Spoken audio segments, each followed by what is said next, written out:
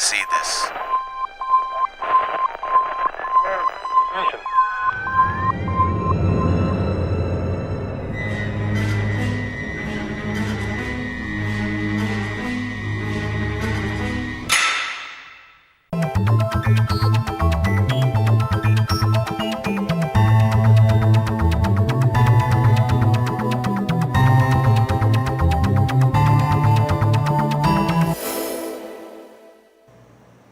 O programa Destaque de hoje, e tem como convidado, ele é mais do que um destaque, é uma estrela. No universo estrelar, ele é conhecido como Ari Sherlock. É um astro que não tem medo de confessar o seu amor pela história, a crença de que a sua visão pode ser expressa apenas através da história, de que as personagens que ele interpreta podem ser mais reais do que as pessoas e que o seu mundo ficcional é mais profundo que o concreto. Ari Sherlock confessa descaradamente o seu amor pelo dramático, a sua fascinação pelas surpresas súbitas e revelações que trazem mudanças imensas à vida. Ari Sherlock confessa o seu amor pela verdade, a sua crença de que a mentira aleija o artista, de que toda verdade na vida deve ser questionada, de acordo com os motivos secretos de cada um. Mas o nosso convidado de hoje também confessa o seu amor pela humanidade, uma disposição para sentir empatia pelas almas que sofrem, para afastar-se dentro de suas peles e ver o mundo através de seus olhos. Ari Sherlock, ao completar 80 anos de uma jovem vida, confessa o seu amor pela sensação, o desejo de deliciar não apenas os sentidos do corpo, mas também os da alma. Por isso, ele confessa o seu amor pelo sonhar, o prazer em passear por sua imaginação para ver aonde ela vai dar. Talvez isso justifique o seu amor pela linguagem, o encanto pelo som e o sentido, sintaxe e semântica, onde a busca pela perfeição e a paixão por interpretar é a graça salvadora que restaura o equilíbrio da sua jovem vida. Esse é o nosso convidado do destaque de hoje aqui pela FGF TV, o seu canal universitário de Fortaleza. Meu amigo Ari, eu queria que você falasse um pouco sobre como começou essa tua trajetória rumo a ser um ator. Meu querido entrevistador, um dos raríssimos hoje em dia altruístas como você é, um amor telúrico que você tem de ser Jonas do Icapuí. Pois é, mas eu quero que você me permita cumprimentar ao telespectador. Tudo bem? Ok. Pois bem, mas finalmente o que é que você quer mesmo? É que eu diga como comecei o teatro. Como começou a sua trajetória? Como foi que você, de repente, se transformou no ator? De repente, Olha, eu tenho que falar que o de antes, o genético. Quer dizer, minha mãe tinha uma voz belíssima, era solista de um coro de igreja. Meu pai, cara, nem 14 irmãos que eu tenho, nenhum foi igual a ele, genial de criar relógios que marcava a lua, que marcava a semana, que marcava os dias, logicamente as horas. Um relógio que foi disputadíssimo até no tempo de Menezes Pimentel, para vir ser doado para o museu. Não sei. Meu pai não quis doar e perdeu-se o relógio por aí. Mas aí é o seguinte, então meu pai pintava e meu pai esculpia, né? Mas sempre demonstrou que não queria nem o filho dele envolvido nessas coisas de teatro. Por isso é que eu vou falar. Antes, minha mãe tinha dores de cabeça terríveis, porque eu pegava e roubava os lençóis dela de cama todinho, pendurava nos varais do quintal, para estender roupa e fazia empanadas de teatro. Eu vivia inteiramente. Eu lia muito, lia, porque meu pai também era um grande leitor, então eu lia muito e sempre me apaixonei pelo cinema, pelo teatro, porque desde pequenino eu fui acostumado a ir ao cinema todos os dias. Por que razão? O meu pai era técnico dos 2 cinemas que havia na minha cidade de Sobral. Então, eu e meus irmãos todos víamos teatro, cinema todo dia. E uma criatura que era prodígio naquele tempo, uma garota chamada Shirley Temple, me influenciou muito. Inclusive, eu queria casar com ela, sabe? Mas aí eu ficava muito chateado, porque eu tinha nascido em 1930 e ela havia nascido em 1929. Eu digo, a mulher é um ano mais velha do que eu, não vai dar certo. Pois meu ideal era casar com a Shirley Temple. Mas aí, de repente, ficou essa coisa. Quando eu fui crescendo mais, sim, nesse tempo, então, Shirley Temple era a rainha do sapateado, né, naquele tempo, Claro. como Fred Astaire e Gigi Roger, aquela gente, ela também era. E eu e minha irmã aprendemos a sapatear, sapateávamos até interessantemente.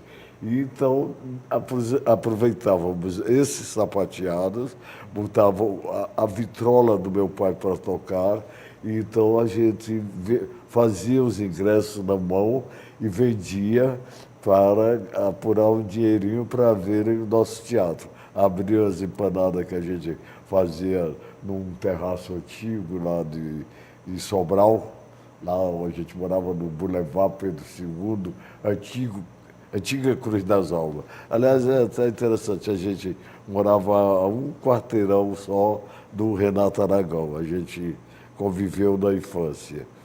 E tinha outro também que depois foi para o teatro, que também morava nos nossos quarteirões próximos, que era o Gonzaga Vasconcelos. Bom, Aí você veio para Fortaleza ou começou a fazer teatro lá em Sobral? não, comecei não, porque meu tio tinha uma companhia de teatro chamada Grupo Cênico Sobralense. Ele era um bom ator, chamado José Freitas, e me lembro que tinha outros grandes atores, um descendente espanhol, que era Hugo Viñas, tem outro muito bom, que era Clotário Aguiar, e mulheres maravilhosas, como Sinhá Costa, e tudo isso eu lembro. Então, meu pai me levou para ver a estreia de uma peça do meu tio, que se chamava Os Dois Sargentos, que inclusive aqui, abrindo parênteses, eu adaptei depois, já na televisão, na Tupi, eu já adaptei para eu e o Emiliano Queiroz fazermos Os Dois Sargentos. Pois bem, então eu fui ver Os Dois Sargentos, feito pelo Freitas e Hugo Viñas. E quando vejo um garoto de 5 anos que entra em cena para entregar a espada que o pai dele tinha deixado em casa, era uma coisa de gente militar. Mas aí eu fiquei tão invejoso daquele garoto está fazendo aquele papel, e por que não era eu? Eu pensei, meu tio não está dando nenhum apoio à família, eu devia ter chamado a mim. Mas isso guardei comigo, porque meu pai não ia admitir também. Mas bem, aí isso me marcou muito, né? Depois, lá veio essa coisa que a gente sempre frequentava o cinema, os teatros, gratuitamente, porque meu pai era o técnico da iluminação, disso, daquele outro. Por isso, aí chega o Circo Nerino, lá em Sobral. E o Circo Nerino teve uma influência muito grande. Como eu já falei, ontem eu fiz um espetáculo que é Coisas, Palavras e Canções, onde eu cito isso.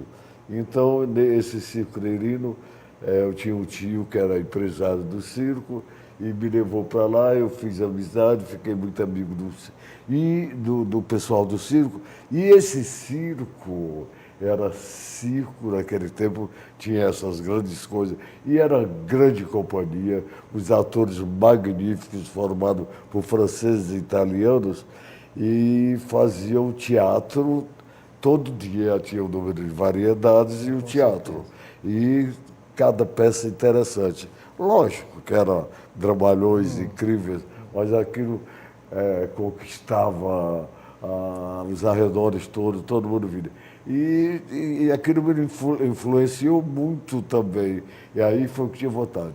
E, inclusive, eu posso até citar aqui uma coisa, como esse circo negrino me influenciou, é o caso da gente conversando com esse menino que é global, o Zé Vilke, e ele contou-me que, de repente, a mesma influência ele sentiu lá no Juazeiro do Norte, onde ele morava.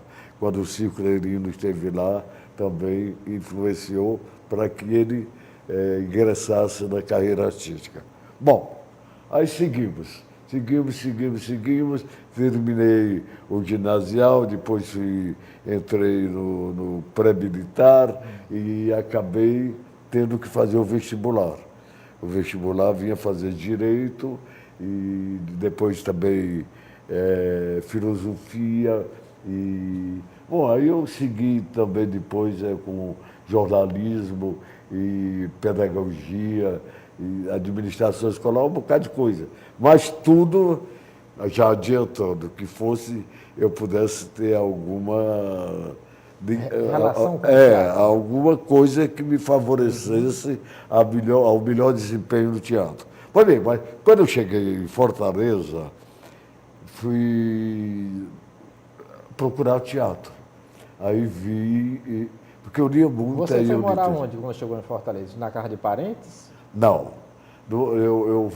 Primeiramente, eu fui morar no meu tio. Esse tio Freitas, que era ator, que já tinha se mudado para cá, hoje era dono de lojas, uma loja de louça, Casa São José. E aí depois passei a morar numa Dona Ondina, uma pensão que tinha. Ela dizia que não era pessoa, que era para evitar negócio de multa, de NPS, essas coisas. E isso, aliás, era onde o Sobralense morava. Depois o deputado, que foi também governador e prefeito aqui de Fortaleza, o Ciro Gomes, também morava lá. Era no tempo que ele era artesão e fazia alpargata, cinto, tudo para vender, pavilhão. Então eu fiquei nesse tempo, da Dona Ondina. Foi no tempo que eu conheci uma criatura folclórica quase aqui do Ceará, um poeta chamado Olavo de Alencar Dutra, que inclusive era totalmente cheio de rocamboles, não sei o que lá, na falação dele, sabe? Perfeito. Por exemplo, ele dizia assim: empresta-me este utilíssimo objeto que a inteligência humana transformou em excrescências cordas e que o vulgo chama de peixe.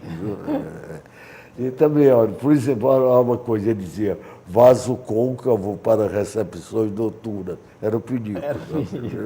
Ele era cheio de...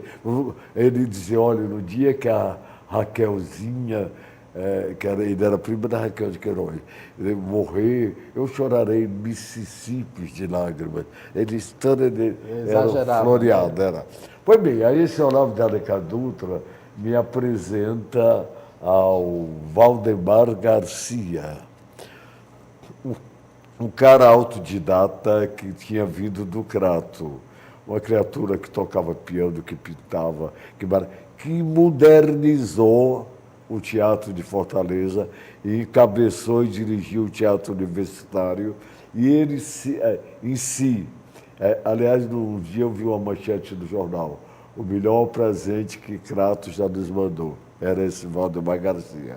Mas aí Valdemar nesse tempo, garanto que ele nunca pegou num compêndio que falasse Stanislavski, mas ele tinha todo o método Stanislavski, já estava desenvolvido por ele, sabe?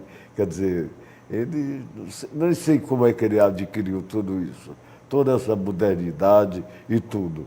Ele fazia um teatro moderno e também era magnífico como professor de voz, professor de dicção. Ele exagerava na pronúncia das cidades, das palavras, porque ele sempre dizia uma coisa muito certa, que no Nordeste, devido ao clima, a nós, habitantes do Nordeste, tínhamos a mania langorosa de falar, talvez essa indolência, essa preguiça que Por dá. causa do calor. E a mania era que nunca se falava corretamente. Uma pessoa dizia assim, olha aquilo lá, o que? Ave, não.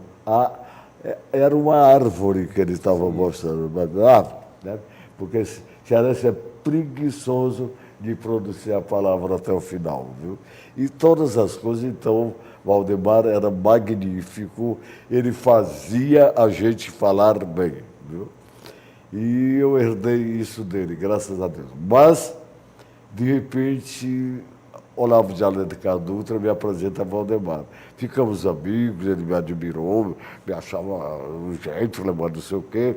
E aí, então, um belo dia, ele vai passando pela Praça do Ferreira, eu estava sentado num banco, onde ainda não havia inaugurado o Cine São Luís, mas já tinha o arcabouço dele.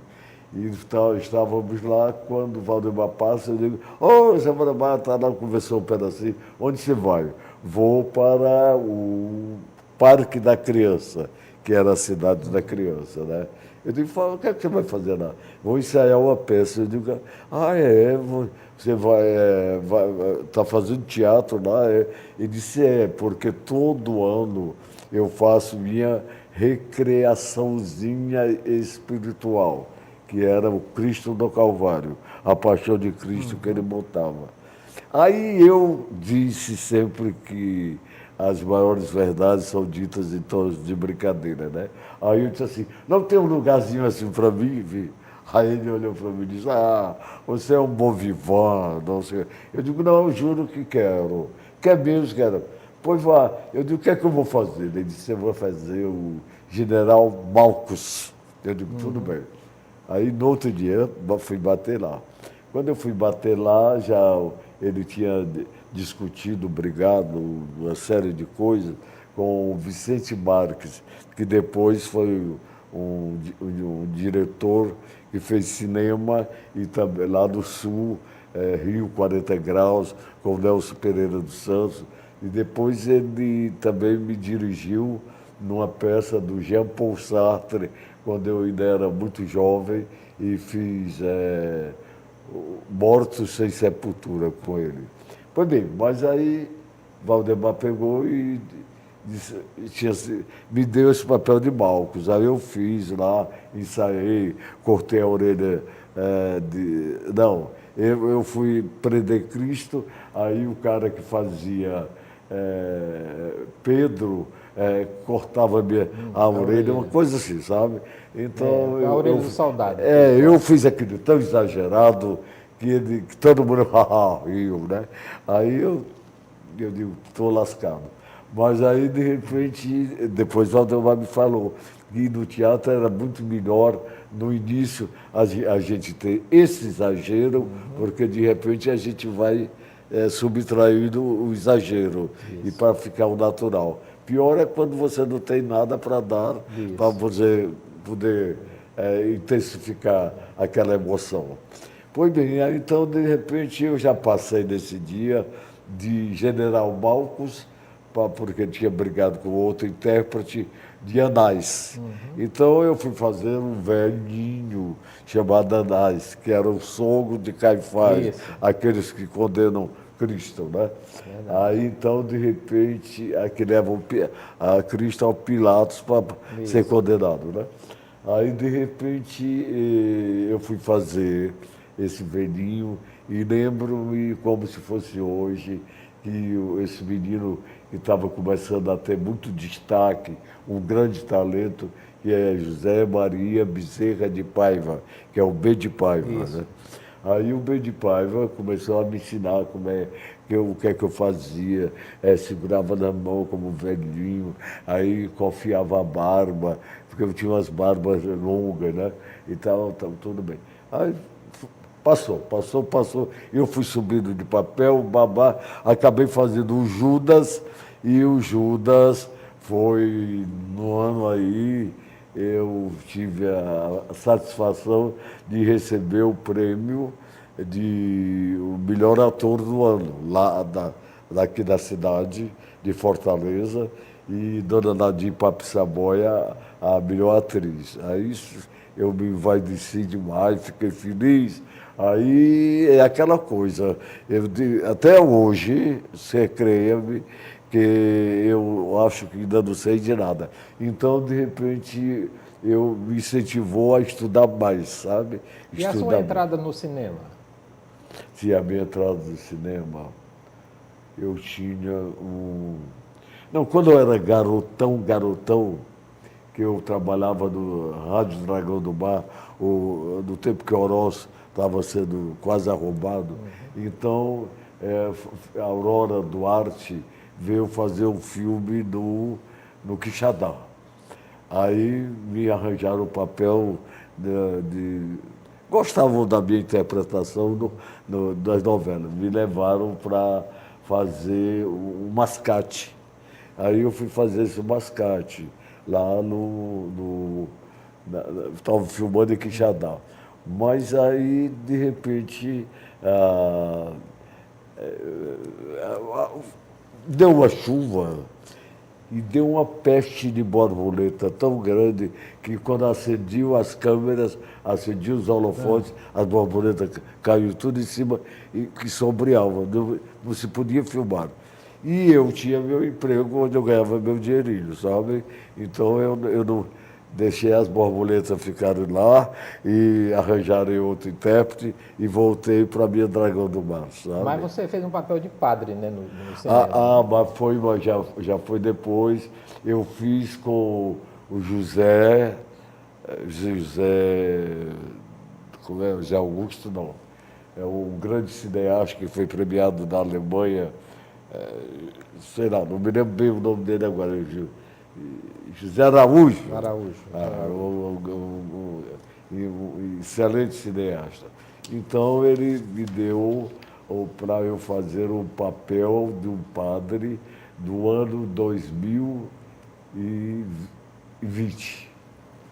Eu faço um padre depois que há uma hecatombe aqui em Fortaleza e 1000 coisas acontecem, esses padres estavam reclusos, não sei aonde, acabaram fazendo uma série de coisas e até se envolvendo dentro de macumba e de candomblé e acabaram se encontrando com os pecados, com um santo da igreja. Era uma coisa bem fantástica. Pois bem, depois, aí eu trabalhei muito tempo numa televisão. Aí na televisão você trabalhou e nas novelas da TV Ceará? Sim, aí outro padre foi esse, eu trabalhava nas novelas, e aí a Tizuka Yamazaki, que é uma grande diretora, e ficou minha amiga e tal, depois que ela me escolheu para fazer uma surpresa ao Renato Aragão, que tinha trabalhado comigo, e o Renato ia trabalhar. Então me deu outro padre, o padre Antônio. A igreja cai no Noviço Rebelde, e eu sou o padre que reergue a igreja, sabe? Aí já foi outro padre. Depois já foi um outro padre. Eu sei que eu fiz mais uns 2 padres, sabe? Um filme, eu acho que com a Florinda Bucan. Não, esse aí depois eu cedi para o B de Paiva, uma coisa assim.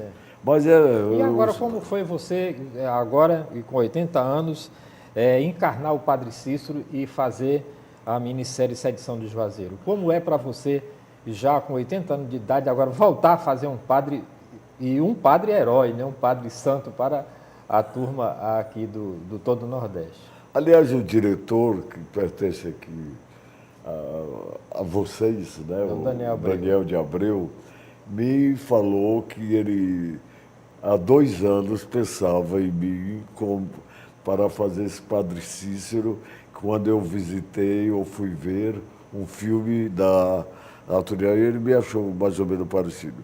O Lira Neto também, quando publicou o livro dele, achava que eu devia fazer não sei o que na Globo, esse Padre Cícero. E sobre o Padre Cícero, eu tinha alguma coisa muito interessante, porque quando eu passei a temporada convidado do governo alemão em todo o círculo universitário da Alemanha, eu dava palestras, conversava. E lá em Colônia, né, me perguntaram uma vez assim, e o Padre Cícero e Juazeiro do Norte?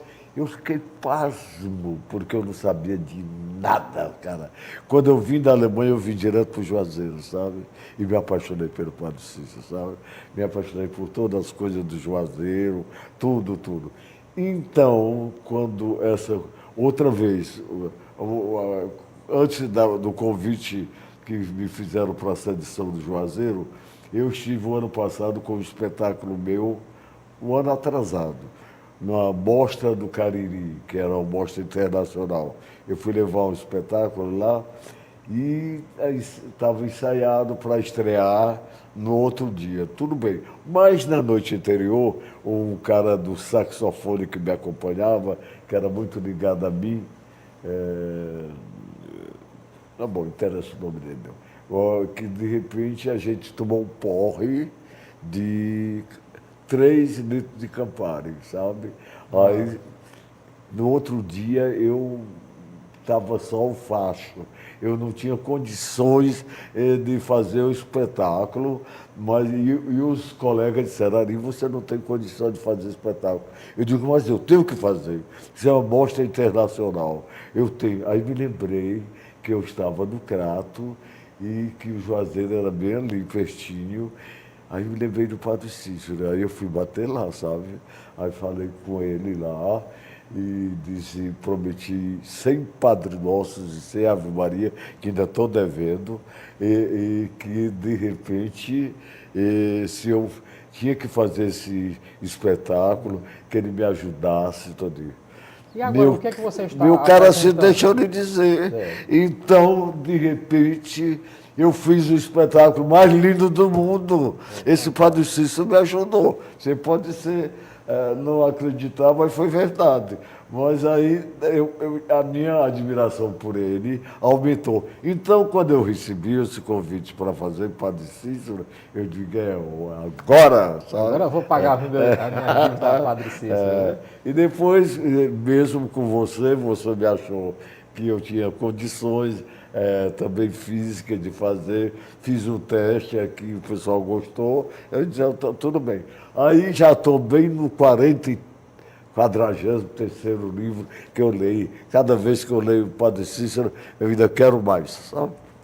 É verdade. E em relação à peça de teatro, o que é que você está fazendo agora? Está fazendo 80 anos, você está também apresentando algumas peças, né? Exato. Em comemoração aos seus 80 anos. Exato. Eu estou fazendo, segundo um amigo meu lá da Globo, que é um companheiro de infância, começou teatro, rádio, televisão comigo, Emiliano Queiroz, que foi o conhecidíssimo de Seu Borboleta, ele quase que mudou o meu espetáculo para o nome de Ari Sherlock in Concert. Mas o nome do espetáculo mesmo é Coisas, Palavras e Canções. E, inclusive, eu posso, não sei, juntar a data. Ontem comemoramos 25 de agosto, o meu aniversário, 80 anos. Então eu levei este espetáculo também, Coisas e Palavras e Canções, que são 18 monólogos que eu apresento. Que nós assistimos e muita nós gente. estamos, inclusive, apresentando cenas desse monólogo que nós gravamos ontem lá no Foi, né? aqui dentro do Vou programa. apresentar, é? Isso. Que legal. Eu gostaria de ver. Nós vamos editar e vamos apresentar trechos aqui enquanto nós estamos conversando. Ari, infelizmente o nosso tempo aqui só tem 30 minutos, passou tão rápido, né? Eu queria agradecer muitíssimo a sua presença aqui no programa Destaque e você tem 1 minuto aqui para as suas considerações finais.